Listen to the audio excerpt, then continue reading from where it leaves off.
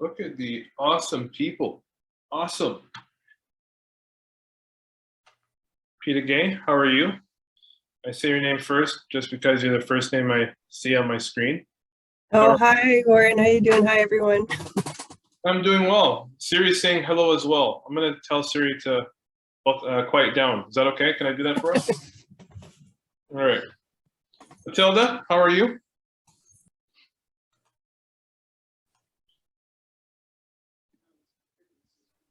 Sylvie, how are you? I'm doing good, and you? I'm very well. Thanks for asking. Nikki, how are you?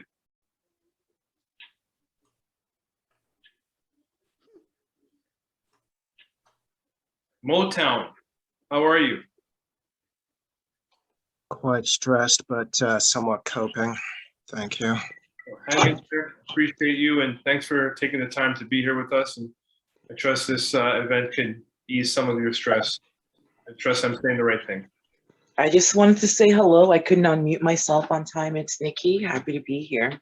How are you? How come no one's on camera? How come no one's on camera? I'm in the kitchen. Okay. That's my excuse. Fair. You know, I'm just that guy. But for myself, I can't. My camera, for some reason, won't work. Even though I try, I preview and it works, but as soon as I come into the meeting, sometimes on Zoom it won't. Okay. Well, we appreciate you being here. We're just going to give people an extra, 2 minutes before we get into things because people are logging in.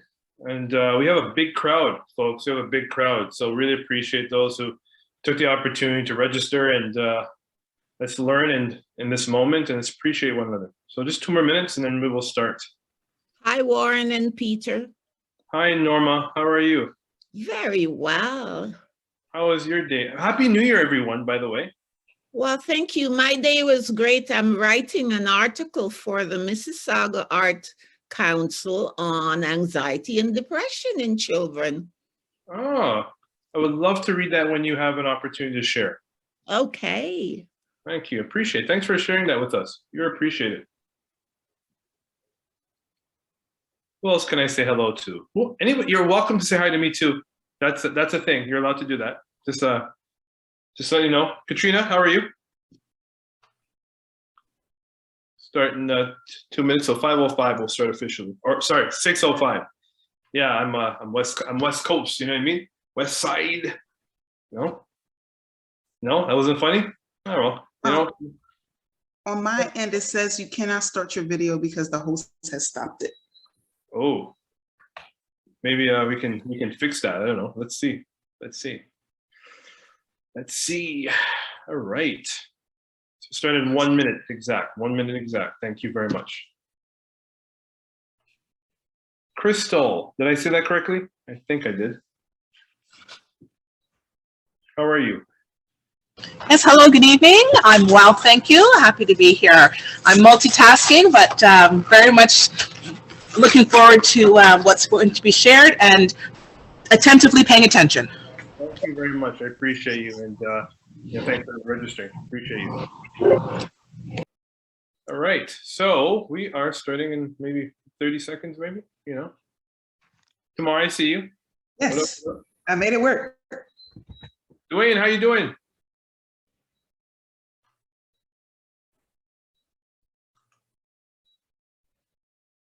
You're frozen. Oh, no, you're not. You're not frozen. I thought you were frozen. There you are. Thanks for joining us. Appreciate you. So we have a big crowd of folks, so really appreciate this. Thank you very much. And, here we go. We're going to start. So, Mike, again, thank you very much for joining today. First of many events this month, a total of 4 events on addressing mental health through anxiety, depression. We're doing it through many mediums to do so, such as group discussions, reading, reviewing, or listening to experts in the field, but most importantly, encouraging a healthy dialogue on how we can start healing within our African descent communities. Again, my name is Warren Clark. I'm a professor at University of Manitoba in the Social Culture Anthropology Department, or Anthropology Department, focusing on social culture anthropology. I'm also the founder of the Afro-Caribbean Mentorship Program, which is putting on these series of events. And we work with great people, and particularly the coordinators, Peter, Sarah, Janine, and Adele, Janice, sorry, that we've put on these events for this year, and I want to thank you for their hard work, what they do. So without further ado, before I get into any further talking about Warren and what the ACMP, what we do, first off, I'm going to be providing a land acknowledgement from the Ottawa area. Although I'm not there, most of you are in Ottawa, and more particularly, the ACMP project situates itself institutionally within Carleton University and University of Ottawa. So Carleton University and the University of Ottawa acknowledges the location of its campus and the traditional unceded territories of the Algonquin Nation. In doing so, both university acknowledge it has the responsibility to the Algonquin people and a responsibility to adhere to Algonquin cultures and protocols, and also extend that to other Indigenous peoples Canada-wide. So we appreciate paying homage to the land we situate ourselves on. So without further ado, we do have a short video we're going to play of just details about the Afro-Caribbean Mentorship Program, and then we'll come back right after these messages. We'll be right back. Remember that from morning cartoons? You know, see, there's always a fan of Warren. All right, there's always a fan. I do. There we go. So please, without further ado, please play that video.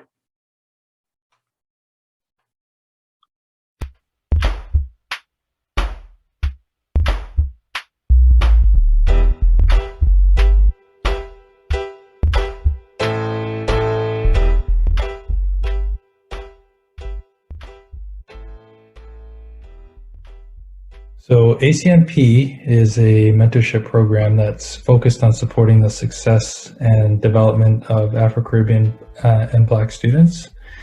And we realize that these students face a unique set of challenges during their education and their time at university.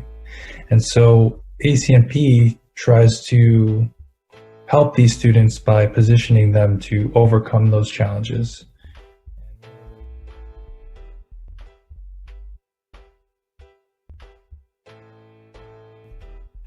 Well, I consider myself youth, I guess. I'm 19.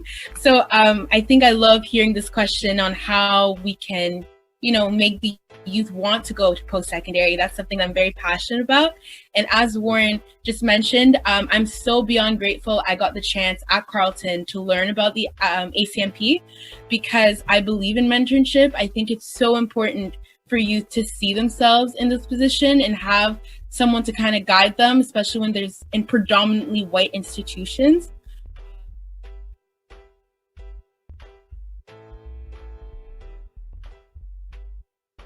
Mental health concern. You know, it doesn't have to come in the form of the N-word.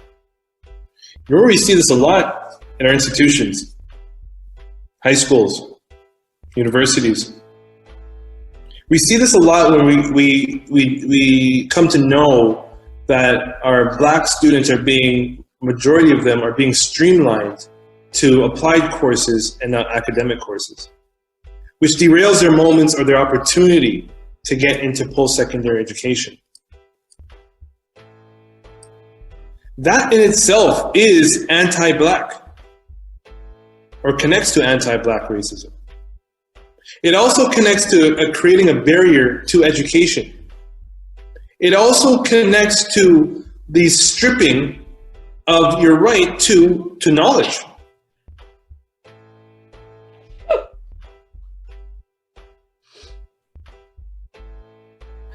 Extrovert. I want students to feel comfortable. You know, we're a community, and that's like the power of the community, right? Is feeling comfort and feeling supported and not feel alienated. So that's like one thing I want students to know is you're not alone, you're supported, and you got this. And it's just all love, all support all around.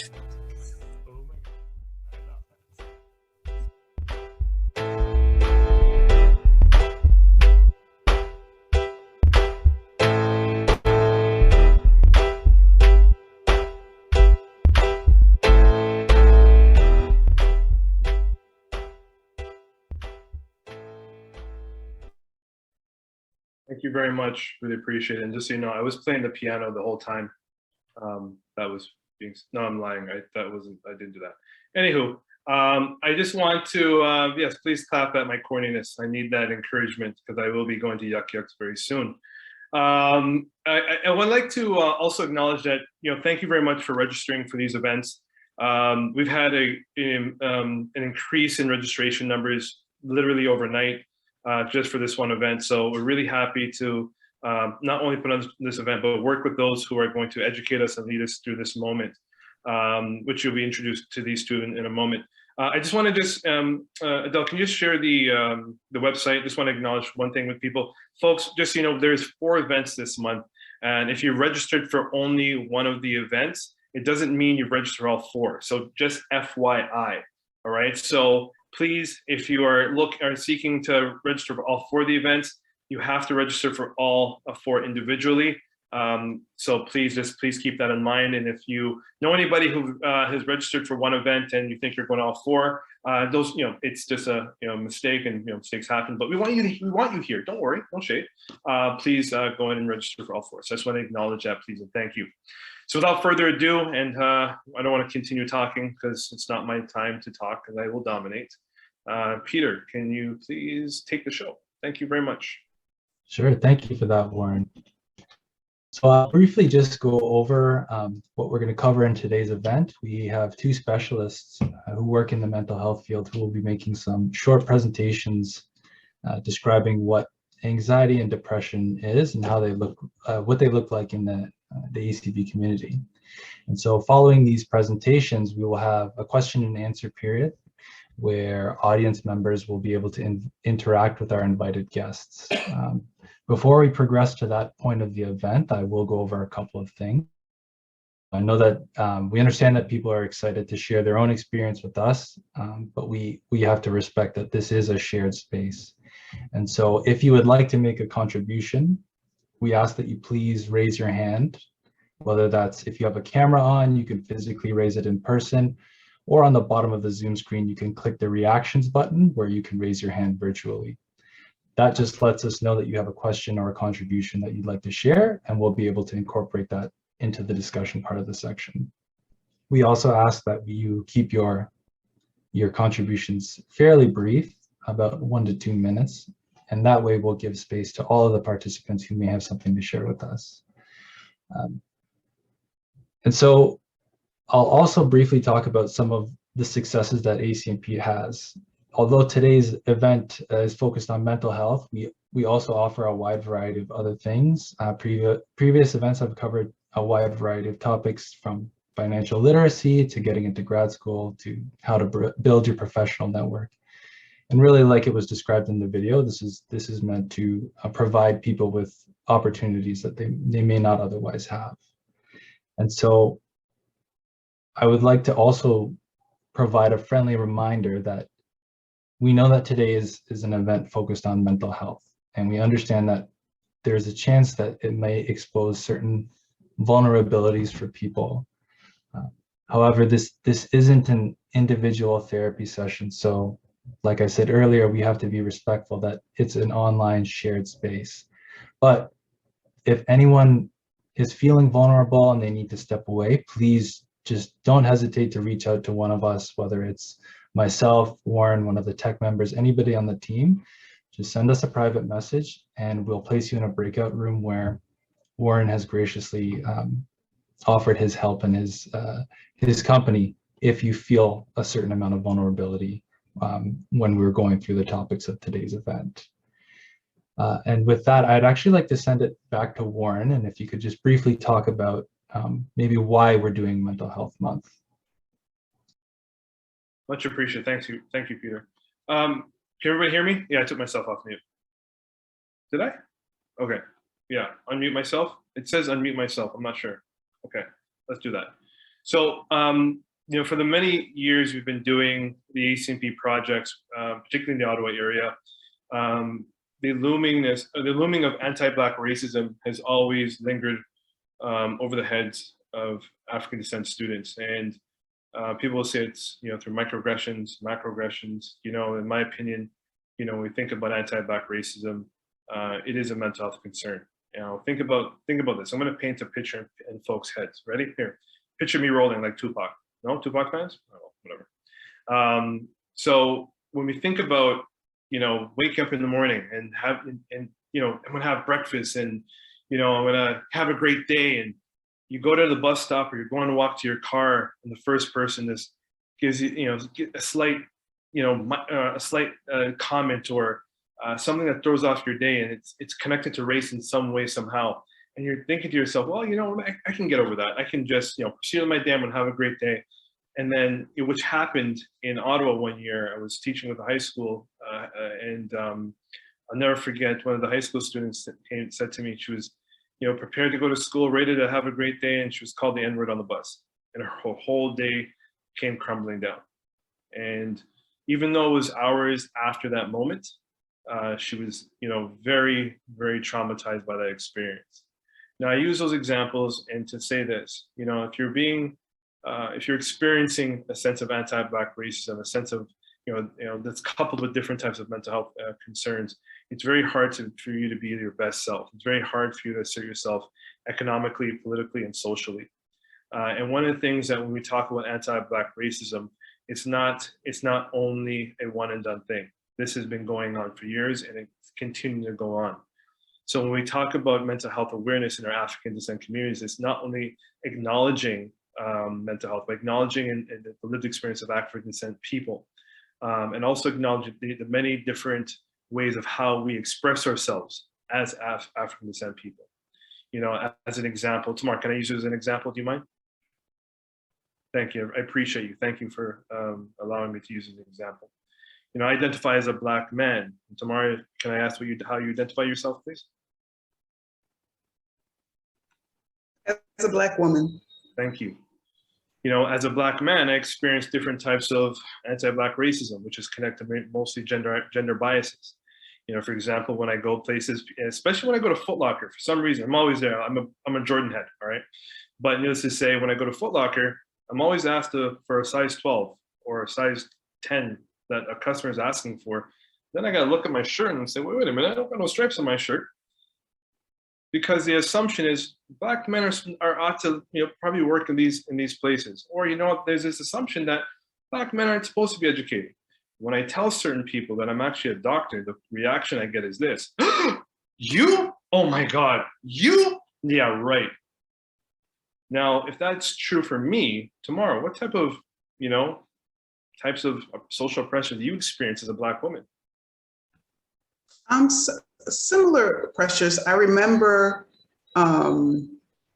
working in retail when I was in college, and customers just assuming that I was tired because I was there all day. And then when I told them like, oh no, I had class in the morning, they're like, oh, you're in school? Oh, what are you studying? And then when I tell them like, oh, I'm a double major, then like the whole reaction just changed. Like, oh my gosh, no wonder why you're so tired. It must be so hard. So yeah, I understand. Thank you for being vulnerable. And the point I'm trying to encourage us to think about is, as a Black man or as a Black woman, we experience different types of, anti-Black racism, which is coupled to different social characteristics of ourselves. Black women experience a lot of sexism, and this sense of, you look a certain way, so you must act a certain way or be a certain way or treat the other person a certain way based on your gender, or if you identify as in the LGBTQ community, that's coupled not only with anti-Black racism, but homophobia.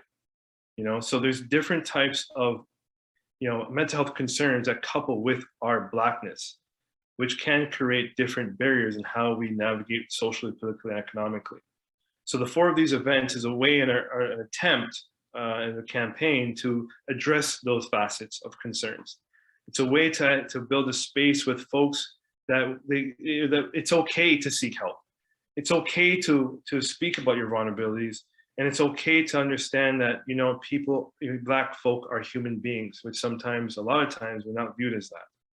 So without further ado, I don't want to take the shine off the 2 experts who we have today, and thank you very much. I'm going to pass it back to Peter, but this is something for us to consider, to think about beyond a month of just addressing mental health concerns in our African descent community. So without further ado, thank you very much. And Peter, back to you. Thanks, Warren. So I'd like to introduce our first presenter. Amy Archibald Varley is a registered nurse and member of the National Council of Psychotherapists in Women's Health. She's a thought leader in advancing health equity and political health activism in healthcare. She inspires others to speak their truths and bring communities together to engage in courageous conversations. She's a dynamic speaker, a scholar, and a medical media contributor. She currently works at Niagara Health as a quality and patient safety specialist for emergency services and Accreditation Canada Quality Lead. She's the co-host of a successful Gritty Nurse podcast, which discusses hot topics in healthcare. She is also the director of multimedia at Canada EM, which is a community of practice for Canadian emergency medicine practitioners by producing and distributing high quality, freely available educational resources. Her full bio can also be found on our website. And so without further ado, I would like to introduce Amy. Hi, everyone. Thank you so much for having me. I'm super excited to be here today to talk to everyone about, a challenging topic, mental health. I think that, as we dive into it, I hope that sharing even some of my own experiences with you will resonate, and we can take something away from what we're talking about today. So next slide, please. So actually, before I get started, I do want to say I'm honored to be here, and I am in a different territory than Ottawa. I'm in Hamilton, so I do have a land acknowledgement for Hamilton as well. So the city of Hamilton is situated upon the traditional territories of the Erie, Neutral, Huron-Wendat, Haudenosaunee, and Mississaugas.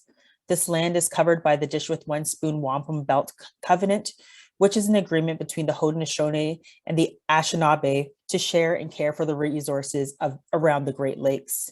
Today, the city of Hamilton is home to many Indigenous people from across Turtle Island, and we recognize that we must do more to learn about the truth and reconciliation and the rich history of this land so we can better understand our roles as settlers, residents, neighbors, partners, and caretakers. This agreement is also in covenant with nature. Take what you need, leave something in the dish for others, and keep the dish clean. I stand in solidarity with all Indigenous people today and every day. I have no conflicts of interest that I need to disclose for this presentation today. So as you see, the first slide here is actually a quote. I don't know where it came from, so that's why it says unknown, but it's a quote that really resonates with me. It says, "I am exhausted from trying to be stronger than I feel." What does this statement mean to you? This statement really resonates with me, like I said. When I read it, a few things come to mind. The first thing is expectations or expectation. What is expected of me from others, from my family, my friends, my kids? What is expected of me by society? Am I a good spouse? What is expected of me as a woman or even as a Black woman? And also what expectations I might have for myself. We all have so many obligations and expectations that are put on us on a daily basis. It's really amazing how our minds and our bodies can figure out how to navigate these complexities of these various realities that we face. And this list is actually not even exhaustive, as we're not even addressing the intersectionalities of disability and gender and how those various expectations cause different pressures and challenges within that person's own lifestyle and life. All this to say that some of these expectations suggest that we should move and navigate through them with ease, with a smile on our face, a pep on our step. And this is actually often not the case. This is quite the fallacy, and the lie that we've been sold is actually all of this work is actually not easy. You might see that flash of that Instagram post or that stories where, that person that you're looking at or idealizing is like a superhero. They have a beautiful family, they're living that great single life. They travel, they're flashy, there's wealth, beauty, good health.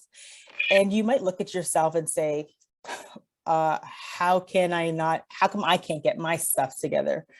We all try to pretend to be what the world thinks that we should be, and it's exhausting. Particularly mainstream media and society has created a false narrative. You've got to be strong, resilient, do more and more, always be on your A game. And if you're not, well, you're substandard. but the weight of these expectations can create a very crushing and devastating anxiety-inducing experience. And these expectations are unrealistic, and they're much more challenging for those folks who are Black and racialized. It has been a wild 2 years. Some people say they see me as an advocate, an activist, and they think that I wouldn't get anxious. I could tell you every time I have a talk or I go on social media or I do a media interview, I am anxious. The past few years have been exceptional and by no means normal. I know it's easier to say, but try to take it easy on yourself. And I really do mean it. Also, the last couple of years have revealed the way in which humanity actually interacts with each other, the good, the bad, the really, really ugly. And it's also given me a real reason why we should talk about anxiety in the Black community, and especially the stigma that's associated with mental health, because we know it's real and we can see some of the most crippling effects when it comes to mental health in our community as well. Next slide, please. So I kind of wanted to start this talk off with a little bit about my story. So growing up, I don't really think my parents or my family, as a matter of fact, really knew about the words to describe anxiety or depression. I don't know, maybe some of you face this as well. I actually remember my dad saying that, you know, those are white people diseases, or actually what he would actually say, and I'm probably going to botch this with my terrible Jamaican accent, is he would say, those are white people things, them. It never really came up.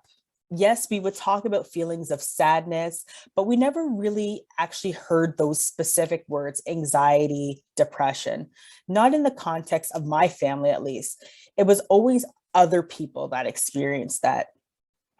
I'd like to talk to you a little bit about my first real world experience with anxiety. And it actually started when I was in nursing school. I remember it quite clearly. I was in about year 2 of my nursing program and the pressure was on. We had to do something called dosage calculation quizzes. And essentially that is, you have to look at the amount of drug that you have on hand versus the drugs that you have available and decipher through a math calculation how much that patient might need. So we looked at adult patients, and then for pediatric patients, it was much more complex because then we had to integrate their weight, essentially how heavy they were.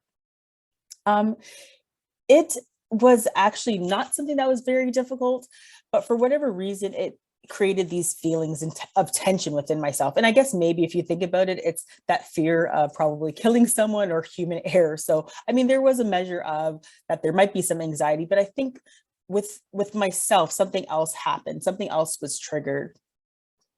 Through these tests, we had to do them throughout the school year, and we had to get 90%.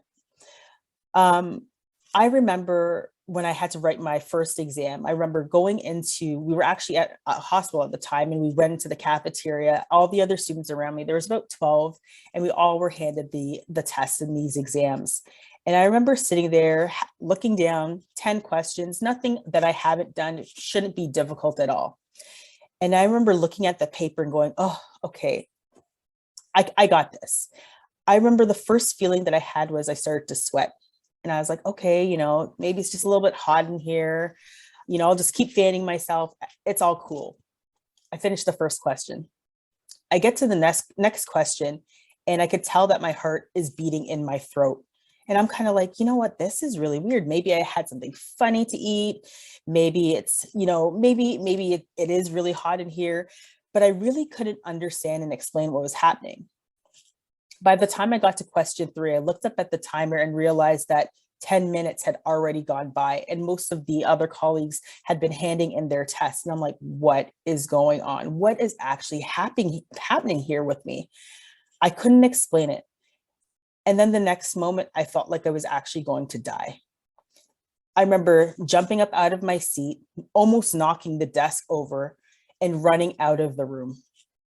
I ended up calling my mom, who ended up coming to see me. The teacher did come out afterwards, and I couldn't explain what happened. My mom couldn't explain what happened. I tried to describe what happened, and they're like, oh, you know, we'll just take you to a doctor. Everything will be fine. I actually never received any treatment, and it was seen as just a misstep in my career, in my life. Never thought about that particular situation ever again. Many years later, after graduating, so good story, long story short, I ended up graduating. I did experience another, in fact, moment where we would consider this to be anxiety. I worked as an educator at a very prestigious hospital, and it was actually like my first job where, I felt that I was important. I did work in an area where I'd say that, there weren't as many racialized persons. It was a very homogenous working situation. But I felt a sense of pride in, being considered a part of the leadership team. After about a year of working there, I started experiencing gaslighting, bullying, and harassment by someone who was also my direct report. I remember trying to navigate the system, trying to talk about some of the instances where there was gaslighting, to be like, I don't think we're handling the situation the way that we were.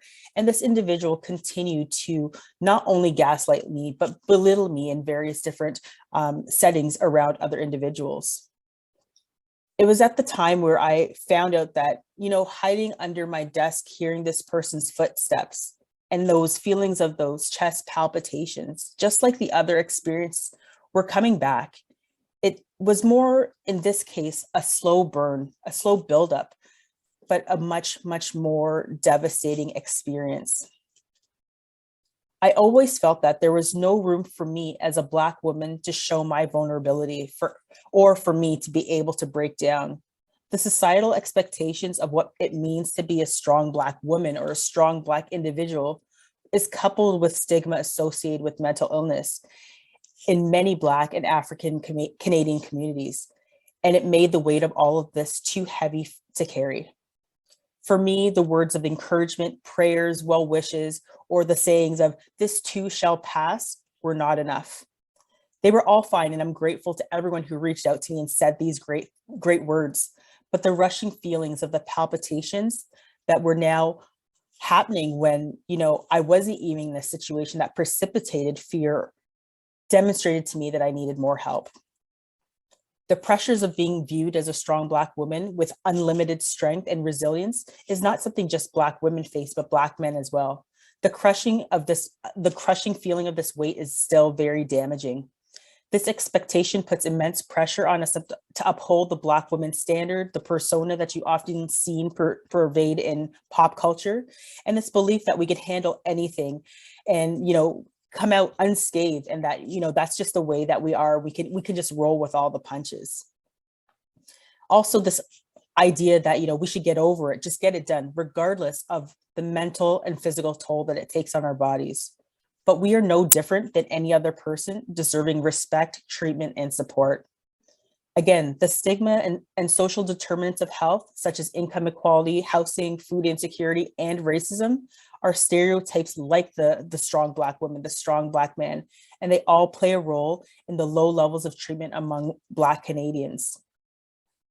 We also deal with many unique societal factors that could affect our mental health, such as, me dealing with anxiety and depression, or feeling weak due to emotional fragility. As I grew and sought out help, I knew that I required more support, and it actually helped me further my understanding of my own mental health. I really realized eventually that my struggle doesn't negate my own strength. I sought out help. I took medications. I saw a psychologist. I bet that she was actually racialized and understood my own struggles. And I did much more homework to see what worked for me. Next slide, please. Anxiety is an emotion characterized by feelings of tension, worried thoughts, and physical changes like increased blood pressure. People with anxiety disorders have recurring intrusive thoughts or concerns, just like how I did and how I presented. They may avoid certain situations and continuously worry. Health Canada defines anxiety disorder in Canada as people who suffer from anxiety disorders. They tend to have long periods of intense feelings of fear or distress out of proportion to real events. Their brains interpret real or imagined events to be much more risky and dangerous than they actually are. Anxiety disorders are the most common of mental health problems, and it's actually estimated that 1 in 10 are affected by them. I would think that these numbers are actually underreported, as we don't collect racialized data in Canada at this time. It's really also important to recognize the difference between being anxious in response to a real event and the anxiety disorder, in which produces fear, distress out of proportion of the actual situation. There are various different types of anxiety-related disorders, and particularly in Canada, we define about 4 different ones. So we look at physical responses, thoughts, emotions, and behaviors. And again, the Mayo Clinic actually does describe that experiencing occasional anxiety is a normal part of life. However, people with anxiety disorders frequently have intense, excessive, and persistent worry and fear about everyday situations. And often anxiety disorders involve repeated episodes of sudden feelings of intense anxiety and fear or terror that may peak within minutes, that can result in what I actually faced, a panic attack. So some common symptoms can include feeling nervous, restless, or tense, having a sense of impending doom, danger, or fear, having an increased heart rate, breathing very rapidly, sweating, trembling, feeling weak or tired, trouble concentrating or thinking about anything other than that present worry, having trouble sleeping, experiencing GI problems. I could tell you, I used to end up feeling that, I couldn't do this, and I'd end up rushing to the bathroom. And then I was like, oh, well, what is that? And I was like, maybe it's IBS, realizing this was all a part of the anxiety disorder. It also could be difficulty controlling your worry or having the urge to avoid things that might trigger that anxiety. Next slide, please. But there is a light at the end of the tunnel, and there is help. There is a great concern of how we can manage and deal with anxiety disorders, but they can be successfully treated. The most common form of treatment, the treatment that I received, was a drug combination with cognitive behavioral therapy. So CBT involves helping people to turn their anxious thoughts and feelings into more rational ones. Sometimes people will benefit from being exposed in a controlled way to the object of the thing that they might actually fear. Some CBT techniques have been developed to deal with specific disorders. For example, people with panic disorder, like myself, can benefit from learning new breathing and meditation techniques, which can help them deal with their anxiety. All this to say that it's super important for us to recognize when we need help, really understanding that in our community, there is that stigma that's associated with mental health, but it doesn't mean that we can't get the support that we need. When you need to get help and you feel that it's beyond your control, please seek out that help that you may need. If you feel like you're worrying too much and it's interfering with your work or your relationships or other parts of your life, please seek out help.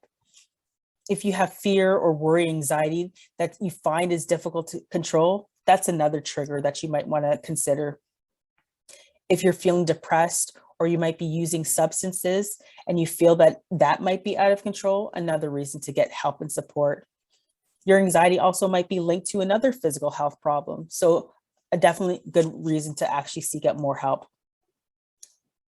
And the last thing that I'd like to leave you with is a saying and a poet that I love, Andre Lorde. She wrote about self-care, and she wrote about self-care as a matter of survival. Caring for myself is not self-indulgence, she wrote in her deeply personal collection of essays, A Burst of Light and Other Essays. It is self-preservation, and it is an act of political warfare. Lorde made this statement in 1988, but the statement still holds true today for Black women and Black individuals today. We must take care of ourselves and our communities and protect our mental health. Thank you for listening today.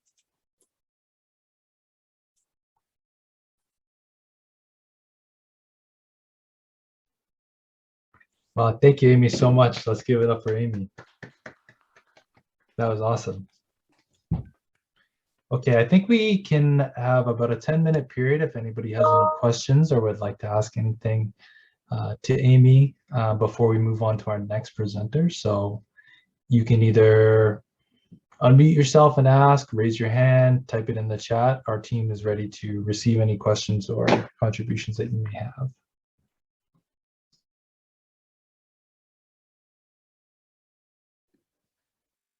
This is Norma, Amy.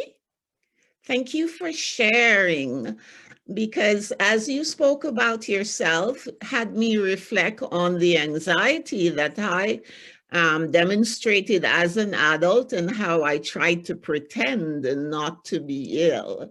But one of the things that caused my anxiety is the trauma I suffered as a child, and studied and worked to cover it up, because I work in healthcare and I was petrified that they would just say, you can't perform, so you must leave.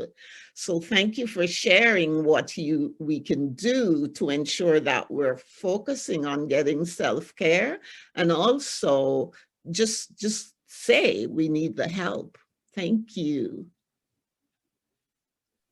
Thank you, Norma. And I completely understand. I work in healthcare too. And you know, one of the things that I always struggle with as healthcare providers, we should be the most understanding. And actually, I found difficulty within our own healthcare community of that understanding, because that stigma is so real.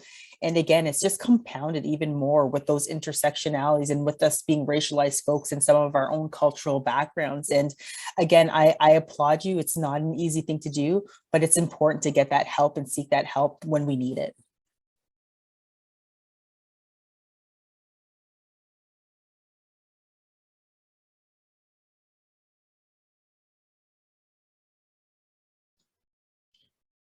Amy, I actually have a question for you too. What can people do as individuals to normalize talking about subjects like anxiety? Yeah, you know, that's actually a really important question. And I think the one thing is actually support groups. I don't know, one of the things that I found very helpful was actually going to support groups, and there are racialized support groups. And this is actually a perfect platform where we have the opportunity to come together and talk about these things and to normalize it. I think that's the other piece that we tend to miss. We don't normalize the fact that this is something that occurs very frequently and happens to a lot of individuals. And we can normalize that by talking about it, by coming to sessions like this, by joining support groups and having these open dialogues and conversations there. And I'd say there are lots of colleges and universities that have these open forums that you can join as well. And there's lots of groups out there. But again, it's really about starting that initial conversation and then really removing that stigma by having open conversations about, you know, people who you might think are these strong, powerful, these awful stereotypes and tropes that really kind of bring us down. But those people, talking about them, are really important. That's why I think it's important for me to share my story too. Thank you, Amy. Warren? Thank you. Really good presentation, Amy. Really appreciate you. Thank you for being vulnerable. I was wondering if you can talk around this thought I have in my head here, which I'm going to share with you and everyone. You know, when I've had conversations with people regarding accessing mental health, or accessing supports like a psychiatrist or social worker, I always tell them, you know, access doesn't mean just walking through the door. Access also means understanding, you know, is this the right fit? And access also means employing the right language to understand how you can connect with this therapist or counselor. Would you also think about or acknowledge that access has to be also understood by the support person as well?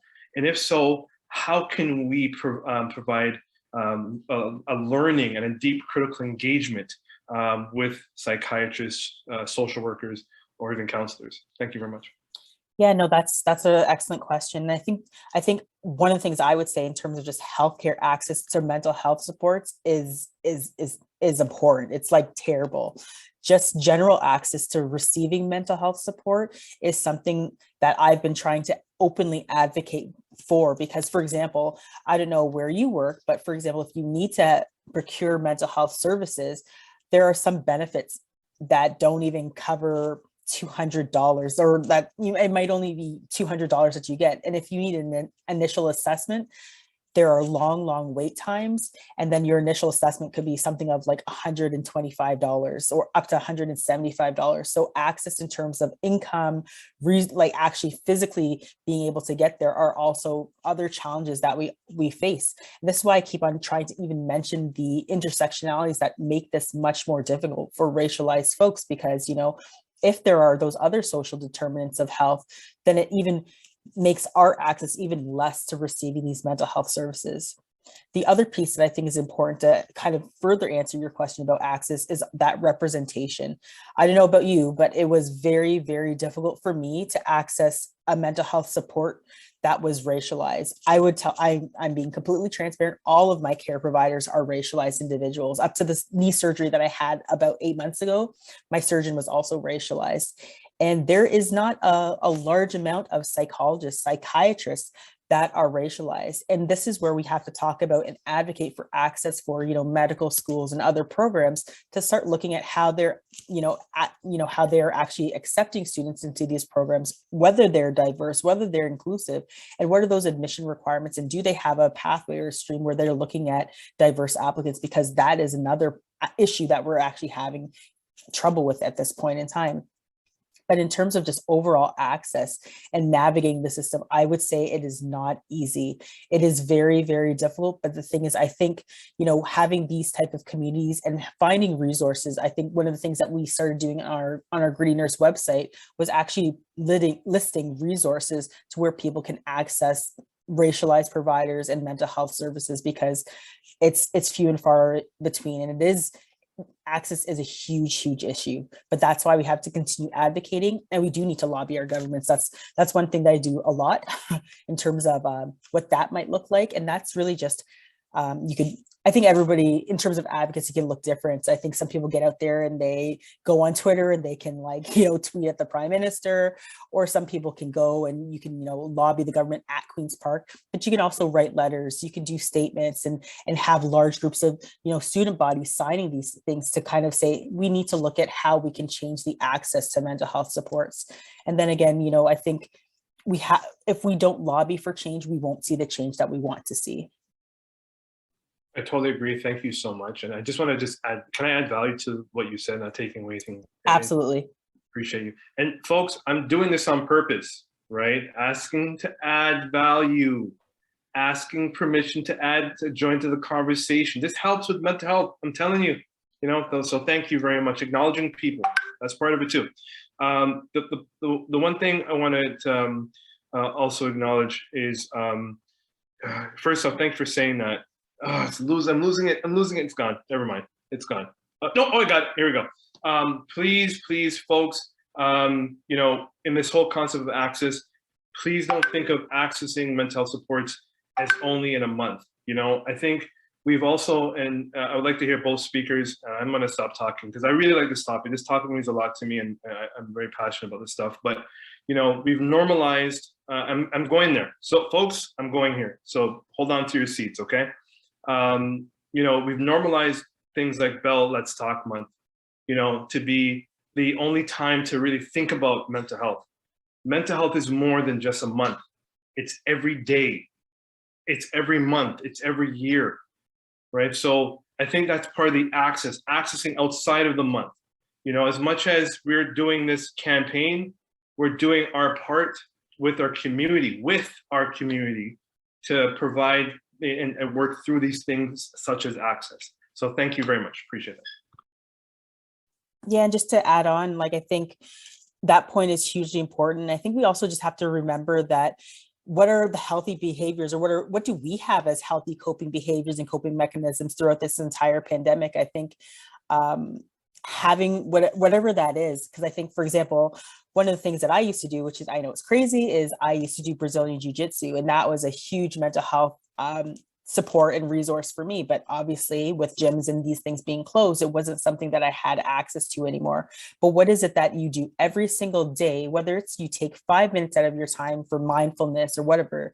We need to make sure that we are making mental health an everyday sport, an everyday thing that we incorporate into our day, because our lives are busy. We only have 24 hours. We're not going to get any more time, but we have to make sure that we check ourselves and we say, okay, what do I need to do for myself today to make sure that my mental health is in check. It is a daily process. Absolutely. It's active.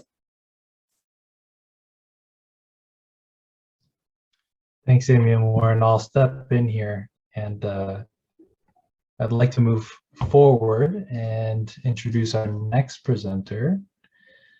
Benzelin Avro is a registered psychotherapist with the College of Registered Psychotherapists of Ontario. She graduated with a Master of Education in Counseling Psychology from the University of Ottawa. She's a passionate individual who, she is passionate about helping individuals improve their psychological well-being by maintaining positive relationships with themselves and with others. She also works with Kids Helpful in providing counseling services to young people in distress. In her practice, Benzelin mostly integrates techniques from cognitive behavioral therapy, client-centered therapy, and emotion-focused therapy. Her areas of focus include relationship issues, parent-teen issues, family dynamics, anxiety, and depression. She strives to work in collaboration with her clients, helping them discover their psychological strengths and how to use them to maintain their own well-being. So I would like to introduce our next guest, Benzelin Avro. Thank you.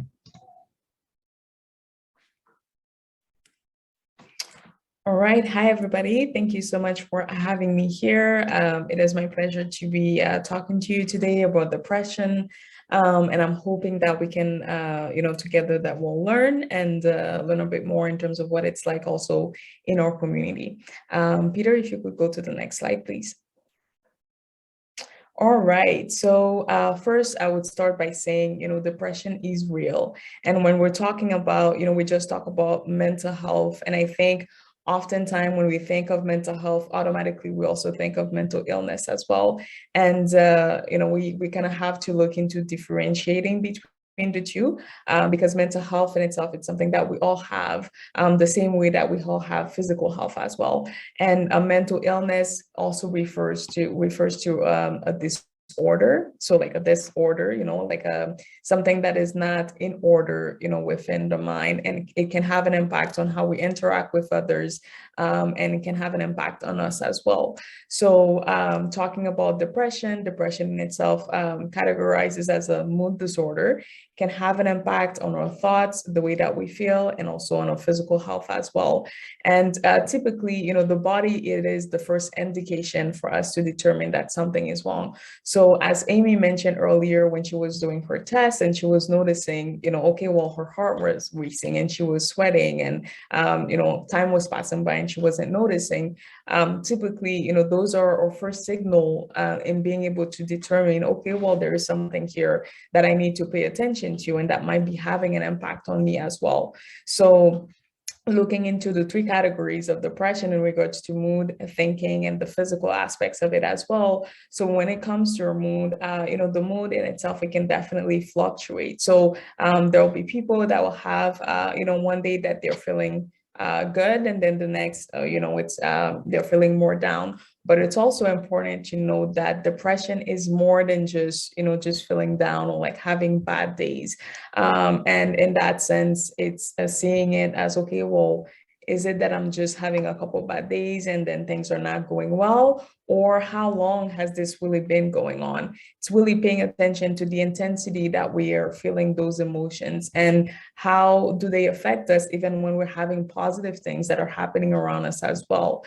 Also, in terms of the frequency or how long it lasts, typically when we're referring to, depression, and we're talking about major depression or clinical depression, those last, refers to the symptoms lasting for more than 2 weeks. And for some people, it can last even more. So it's really looking into, okay, well, how is it interfering with my day-to-day functioning? How does it interfere with how I interact with other people around me? So it's not necessarily something that, we can just brush over as, oh, well, I'm having a bad day right now and things are not going well. But it's also very important to keep in mind that you experiencing those feelings doesn't necessarily mean that you're crazy. And I think those are sometimes words, especially in our community, unfortunately, we tend to use in regards to, when we're experiencing mental health challenges, or we're in fact we're having difficulties with mental illness overall, and we're looking at words as, okay, well, it's not that bad for me to be seeing someone, or like I'm not crazy. There's it's like the such words such as the statements such as the strong Black woman or the independent Black men in regards to stigma can also have an impact on how we see those things as well. When it comes to our thinking, depression in itself can have an impact on, the negative thoughts that we have. So for some people, they'll use words such as, okay, well, I don't matter. And it's the way of seeing themselves in a negative light. Some people will say, well, I feel like I'm in a box and I can't get out of it. Or I feel like my mind is paralyzed and I feel like I'm an actor playing a role in my own life. So those are, sometimes indication that that person can be, having an impact on the thoughts are having an impact on, how they see themselves and how they interact with other people around them as well. And the last category in regards to the physical body, like at times we may notice, okay, well, is there an interruption in my sleep? Like, am I eating less? Am I not exercising as much? The things that used to interest me, are they not interesting to me anymore? Is there a drop in my energy level? So just kind of paying attention to those things and seeing it more as just, feeling down or just the blues, but also recognizing that, okay, well, how long have I been dealing with this and how is it really impacting me on a day-to-day? Next slide, please. All right, so this is I said a visual that was implemented or that was made by Matthew Baker as a source from the Depression Project, and it's been used to as a way to simply understand depression. So it's called the Storm to Sun framework, and it gives us 3 categories of what depression could look like. So there's the storm zone, the rain zone, and the cloud zone. The storm zone in itself, that's when the symptoms of depression are most severe. So normal day activities such as getting out of bed, brushing your teeth, taking a shower, eating breakfast. For people who find themselves in the zone, those are things that are very challenging for them to do. Just brushing their teeth feels like, okay, well, I'm climbing a mountain and this task feels impossible. And they're unable to fulfill their day-to-day responsibilities and they find that it's very unmanageable. So that's when you see, okay, well, the intensity of the symptoms are very severe and their ability to function is very low. Secondly, there is the rain zone. So things in regards to how they're feeling, the symptoms of depression that they're experiencing could be that things have either calmed down or they haven't started yet. However, any small thing that's happening in their environment could be a trigger for them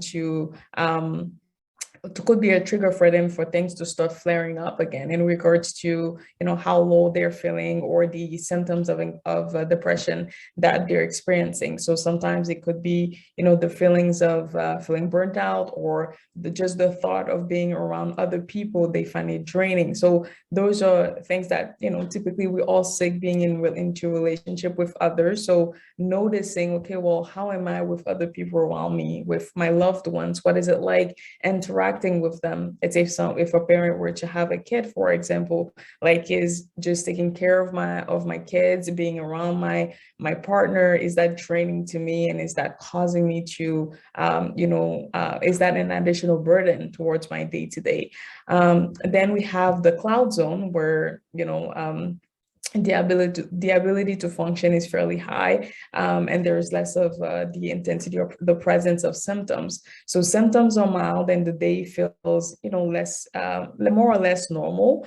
But it's also looking at it as someone experiencing depression, they can also have good days. And I think this is also something that's very important to notice, because at times, let's say for a family member, and then we know someone around us that is dealing with depression, and we see, oh, well, today they seem to be having a good day. Does that mean that they're no longer depressed? Does that mean that they're not necessarily dealing with the symptoms of depression, or does that mean that they're no longer affected?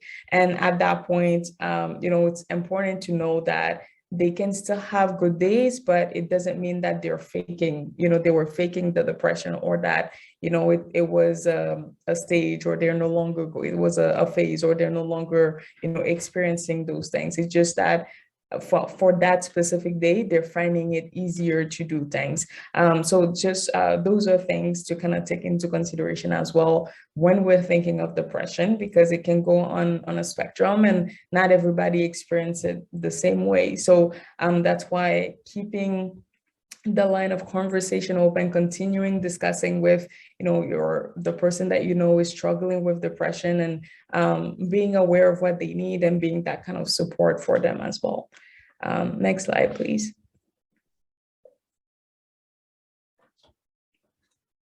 All right, so mental health in our community. So when I started, I kind of highlighted the difference between, mental health and mental illness. And I think for a lot of us, especially, when we look at like our parents and grandparents, oftentimes, as soon as you mention, oh, well, psychology or mental health, and then, it sounds as like a red flag or like an alarm bell that, oh my God, is something wrong with you? Like, what's going on? A personal story, I remember when, I told a family member that, oh, well, I think I'm really interested in psychology and I would want to study it further. And their first response was, oh my God, are you going to work with people that are crazy? Like, are you going to be like in a psychiatric hospital and then people are going to be running after you? Like, and I'm like, oh, well, I kind of had to explain, no, that's not necessarily what it is. And so it also reflects, the stigma and misconceptions about what mental health is and just what the field of psychology is overall. So within our community, there are specific factors that get in the way of us even reaching out for help or being educated about what it is. So certain things such as systemic barriers in terms of factors that are known to be damaging to our psychological and physical health, such as higher unemployment rates in our community, or, for Black people, it's much higher, the wait time for them to get access to psychological services versus, a non-BIPOC person. So let's say research shows that for a Black person, the wait time can be up to 16 months in comparison to those that are white. So those are also things that, get in the way of us accessing mental health services. We're talking about access earlier, taking those things into consideration as well. Secondly, there's a lack of representation within the field. So unfortunately, there's just not enough person of color, therapists, psychiatrists, psychologists, social workers for like the whole community overall, or just non-POC people that are culturally sensitive and that are integrating culture into their practice as well. So those things can, get in the way of us even wanting to reach out for help, knowing that, okay, well, if I'm not able to find someone that looks like me or at least understands, what I'm going through, I just might end up dealing with this on my own as well. Then there are misconceptions, in our community when it comes to seeking help that can be very discouraging.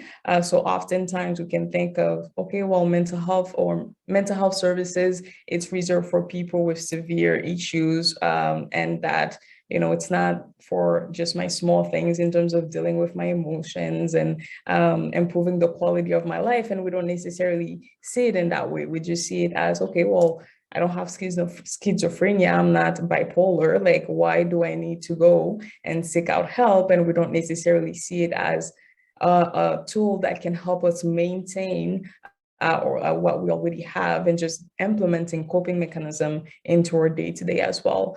And then there is faith, which is a big factor in our community at times that can get in the way of us, wanting to reach out for services. So, you'll hear questions such as, okay, well, why do I need to reach out to a psychologist if I have God? Like, why can't I just pray about it? And then everything, would be okay. So it's kind of seeing that, there's the misconception that if I seek help, professional help, then it means that I may have less faith in God to be able to help me deal with those challenges and those emotional challenges as well. So, and at times, we can even see us having those challenges as inherently part of our experience. So things that we call as the struggle. So, oh, well, what's going on? Oh, well, I'm just struggling, it's just the struggle. And we've almost normalized dealing with those things. And then we just think of it as part of our day to day, and not necessarily seeking help and support for them as well. And finally, there's, the stigma in terms of just talking about mental illness in our community is very taboo. There's the fear of judgment from family members. At times family members can be, worried that, okay, well, why are you telling people our business? Why are you going and talk to people about things that are, sacred to the family? And the fear is that, well, there's going to be judgment, or other people outside of the family unit will see the family as dysfunctional. So those are also things that, get in the way of us even, taking the step to reach out for help, even if we were to know that we really needed it. Next slide, please. All right. So in terms of supporting someone with depression, I think the major thing is just not criticizing, not judging, and not dismissing, their feelings. Even if, let's say, you were a person that had depression before them, and then your friend were to come to you and be like, oh, this is what I'm struggling with. It's important to know that your experience and theirs may not necessarily be the same, just because you're dealing with, you had the same disorder. We're all different. The way that things affect us are very different as well. So, keeping that in mind and not necessarily being dismissive of other people's experience and how they're going through, feeling depressed. So statements such as depression isn't real, get over it, they're not helpful, because clearly, I'm sure that no one enjoys being depressed. Like, the person dealing with depression, if they could really, take it away, they would. So just in terms of treating them with love, kindness, and respect, expressing that you're here for them, those are things that are very helpful. And also and welcoming them to just share with you what is it that you can do for help, because sometimes we don't necessarily know what to do. Like, when we're seeing someone who may be depressed and we really want to help them, we can be even scared of just like reaching out for help, because we're like, well, I don't necessarily know what to say, or we don't want to be in a position where that person actually asks for help and we don't know how to help them. So when we're unaware of what you do, just instead of making assumptions, we could just ask questions. And the person in that situation, they're the best person to know what it is that they need. And if they're really unaware of what it is that could help, that's kind of when we look into, external resources or support that may be available, and kind of seeking professional help as well. And the other thing is, not trying to fix them. And, it's kind of understanding that, okay, well, if your friend, they told you, okay, well, I have a broken leg. Let's say Peter goes to Warren, and I broke my leg, and then Warren's like, okay, come over to my house. Like, let's just sit down. Let me look at the wound. Yes, Warren is a doctor, but I don't think he's a physician. I may be wrong, but it's also looking at it from that aspect as well, in terms of knowing that, okay, well, this is outside of my scope. This is something that I may not necessarily be able to support my friend, and then looking into getting them to see someone that may be the best support for them at that sense. And lastly, I would definitely say us as, let's say, if we have a loved one who has depression, we also need to take care of ourselves, because if we're burned out, we're overwhelmed, we're exhausted, we're not going to be any help for them as well. And we're just not in the best position to be able to be a source of support for them in that sense. Next slide, please. All right, so in terms of, when to seek professional help, again, really goes back into paying attention to how are those things affecting you? How is it affecting you on a day-to-day basis? How is it affecting your interaction with others? Or there are things that you used to be interested in that you're just not interested in anymore.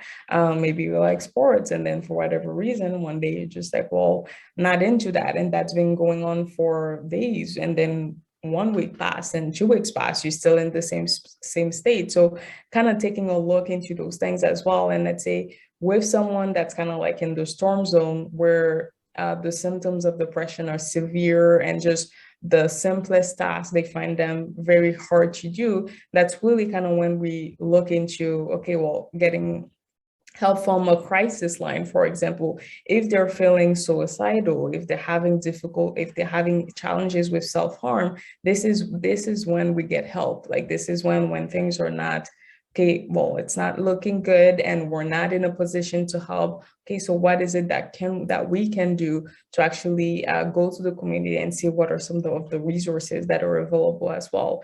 If their symptoms are moderate, so it's kind of looking into, okay, well, what are some of the activities that we can do together? If we know, for example, that they used to be into physical activities, suggesting things such as going for a run, like those are some of the things that can be helpful. And someone in the cloud zone that may still have depression, but they're just having a good day, it's kind of suggesting, okay, well, what are some of the things that we can put in place to continue promoting, those positive feelings that you're having in the moment, which can be very helpful.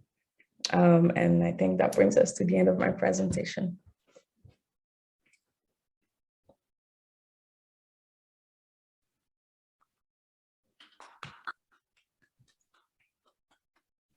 I just want to say, if Peter ever hurt his leg, I'd be at his house immediately if he asked me to. Just saying. It's only because you make fish cakes, man. I wouldn't even ask you to make them. I'd be like, hey, I'll make them. You sit there. Yeah, I'd make them for you. That's why. Appreciate that. Yeah. Thank you very much. Sorry about that. Thank you. Thank you again, Benslin. That was an amazing presentation.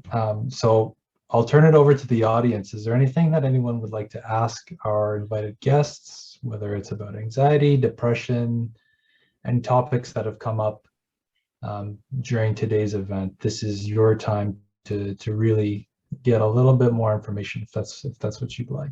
So I'll open it up. Like I said, type in the chat, raise your hand. You can unmute yourself and share your thoughts with us. Now is the time.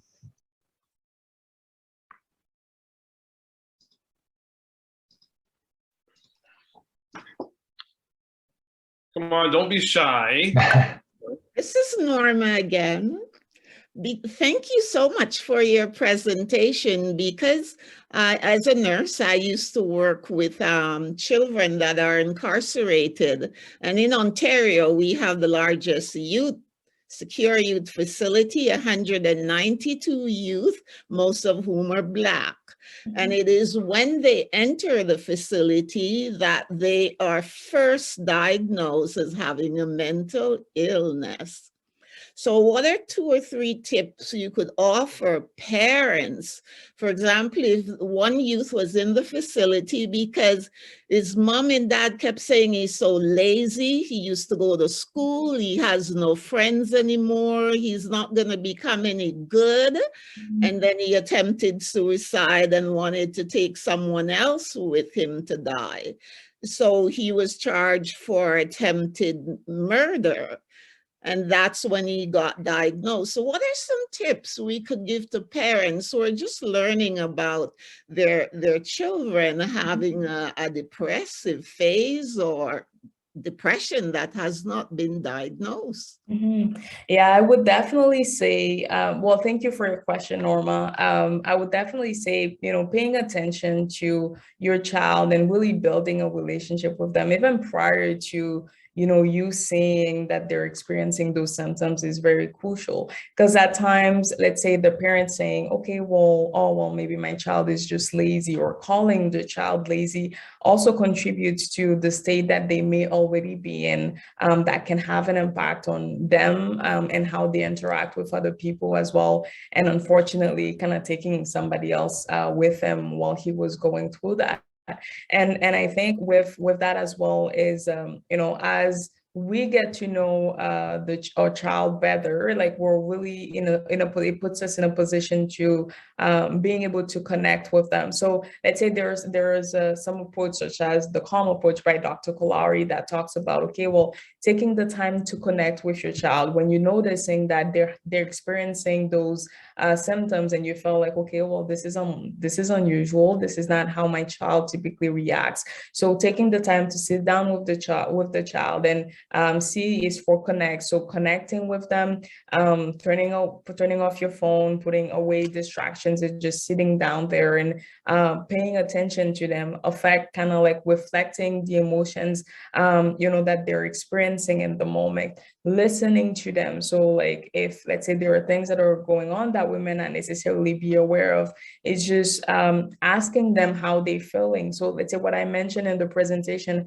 it's not just in terms of asking questions, it's not just for adults. Like usually kids are, aware of things that are going on with them. They may express it differently in their own language, but those are things that are still, important as well. And also mirroring, your child behavior in regards to, if you see that they're feeling sad, and kind of like mirroring their behavior and being in that moment with them really helps them feeling very supported. So, and unfortunately, things like, okay, well, if we see the child is not necessarily doing well at school, well, he's just a bad kid, or like, well, he's disrupting the class, well, it's just, it's a bad boy that's just there to make trouble. So those type of statements can really stay with a kid, and it creates, that stereotype of other people seeing him in a negative light, and that as a result has an impact on how they see themselves as well. Yeah, I don't know if I can kind of jump in, just kind of talking, and this is more of like my anti-racism lens. I think that some of the work actually has to be done up front in terms of, looking at systemic inequalities that happen with education as well. Like, I don't know if you've heard of, it's actually called the school to prison pipeline, where essentially, there's a really disturbing underlying trend where children are funneled out of public school systems and into juvenile criminal justice systems. And many of these children actually have underlying mental health disorders, or it might be in relation to abuse, neglect, and they would actually benefit from having educational and counseling services. So this is where I think there's a lot of work that needs to happen, even well before a child actually enters the criminal justice system. And again, this is where we have to look at how do we make sure that our policies and our policies and procedures are, anti-racist? How do we make sure that the ideas and the thought pathways and the people who are teaching our children have an anti-Black viewpoint? So I think that there's a lot of upfront underneath work that needs to be done as well, in terms of, making sure that we're supporting racialized children when they're actually coming in school. So I can give a perfect example. My son just recently had been diagnosed with ADHD, because they were saying, he doesn't sit very well, or he moves around a lot, or he's very, very chatty, he's disruptive. And I said, well, not my child. I understand that there are challenges, but what might those challenges actually look like and how they persist? I'm a very, I don't know what the right word to say is. Like, I'm very, very involved in terms of making sure that, my children have the best outcomes that they possibly can. And a lot of people might not have all the knowledge and education, but that's why we have to be advocating for better resources and better education for our educators who are looking after racialized children, that they're not being demonized or put in a light that they're bad kids or whatnot. So that's just my 2 cents. Thank you very much. I just want to acknowledge, and thanks for your vulnerability. Appreciate that, Amy, and sharing that with your son. Thank you very much. I want to acknowledge another vulnerability here in the chat. Ismat, thanks for being vulnerable in what you're sharing here. I'm just going to read it, and then I'll make a quick comment, and then I would like to give it to the presenters respectfully. So the Ismat respectfully writes here, I've had anxiety for the past 8 years, and now it's worse than ever. I'm getting professional help. Does a person ever able to get rid of anxiety at a certain age? I think, I'm not an expert, but I think where I would like to take this conversation, I will want to ask our experts to lean into this moment and share their knowledge. I think what's important is acknowledging, who you're around. Also, Benson has mentioned it, in terms of the activities that you're doing. I think it's really important to start to work through moments understanding self, and understanding yourself is evolving every day, and learning how do you define yourself to work through these. And it's not an easy task by no means. And I think, everyone is different and unique, and appreciating your difference and uniqueness. But one thing I want to also piggyback onto this talk of uniqueness is, Black youth. There's one of the things we do very well in our community, our African descent communities, we homogenize.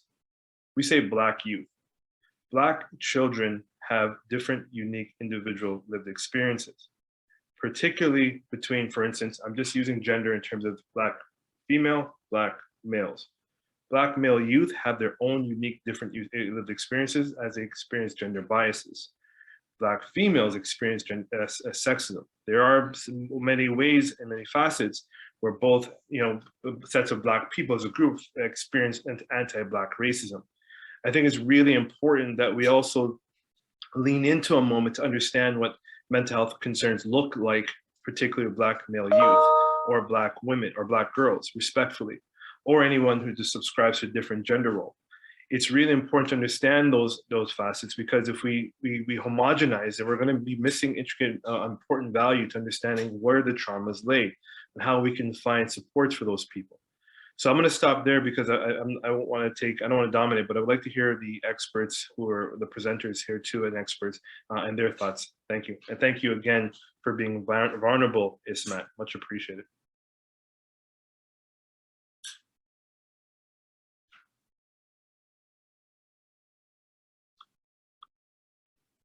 I was wondering if, yeah, Benson, do you want to start? Yeah, no, I was just kind of figuring out which one of us would go first. But in regards, thank you, Isma, for sharing your experience with us. I'm sure it takes, a lot to feel safe and open and secure to be sharing that within a group.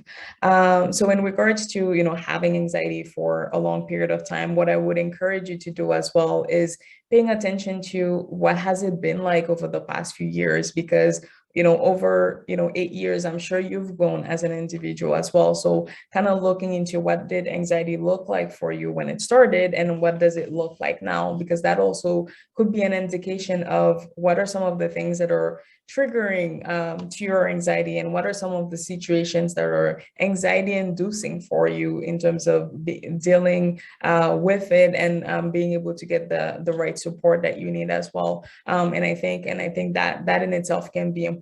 And in regards to getting rid of it, I think sometimes we may see us having a mental health issues as just like, okay, well, I have this right now and I just need it to go. I get the medication, I do the therapy, and then all of a sudden it's gone. It's also realizing that sometimes things can get worse before getting better. And at times in therapy specifically, going into the process, when you start speaking about those things, it can really bring up emotions that maybe you haven't had the opportunity to deal with for a long time, that can also have, an impact for you before being able to truly deal with it and manage it in a way that, it doesn't disrupt your day-to-day functioning as it used to be before.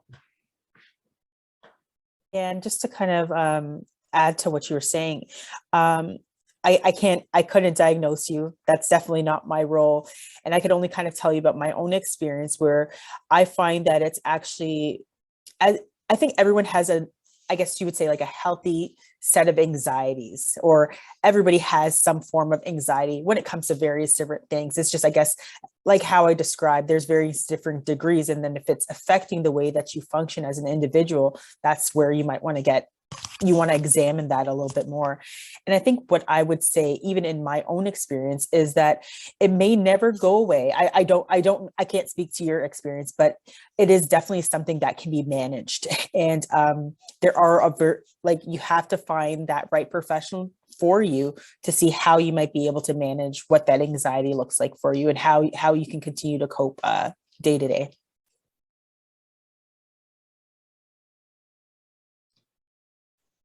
You.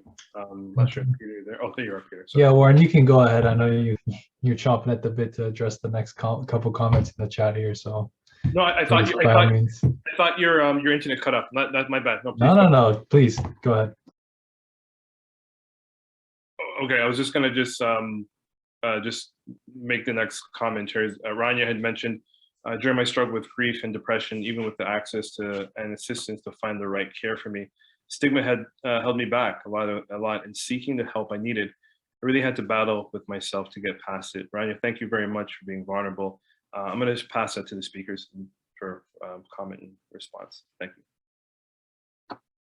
Yeah, definitely stigma can, be a barrier in terms of seeking for help. And at times, it makes sense that we would want to feel connected to the person that we're going to be going through this process with, because the therapeutical relationship that we develop with our counselor or therapist is crucial into therapy in itself being successful. So it is very clear that you'd want to make sure that the person that you are reaching out to, that you feel comfortable sharing with them.